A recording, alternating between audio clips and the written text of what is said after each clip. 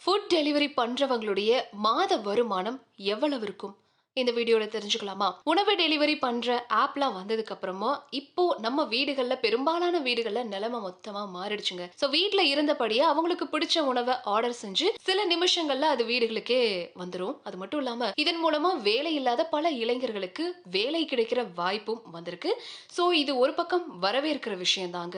இருந்தாலும் பலருக்கும் டெலிவரி ஏஜென்ட்களுக்கு எவ்வளவு தொகை கிடைக்கும் அப்படிங்கிறது தெரியறது கிடையாது. காலையில இருந்து நைட் வரைக்கும் இவங்க பைக் ஓட்டி சம்பாதிக்கிறது எவ்வளவு அப்படிங்கிறது பலருக்கும் தெரியாத ஒரு விஷயமா இருக்கு. இதை தொடர்ந்து பிரபல ரெடிட் தளத்துல யூசர் ஒருத்தர் தான் மாசம் எவ்வளவு சம்பாதிக்கிறேன் அப்படிங்கறத ஷேர் பண்ணிருக்காரு. ஒரு காலேஜ் ஸ்டூடெண்ட் டெல்லியில ஸ்விக்கி டெலிவரி பார்ட்னரா வேலை செஞ்சுட்டு வராரு. தனக்கு வரக்கூடிய வருமானம் எவ்வளவு அப்படிங்கறத பத்தி ஒரு யூடியூப் சேனல்ல அவர் சொல்லியிருக்காருங்க.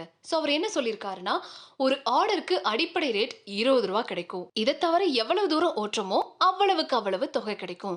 1 கிலோமீட்டருக்கு 25 ரூபாய், 3 கிலோமீட்டர் ஆர்டருக்கு 35 ரூபாய், 5 கிலோமீட்டர் ஆர்டருக்கு 65 ரூபாய் கிடைக்கும். இது டெல்லி பகுதியில் மட்டுமே கிடைக்கிற தொகை.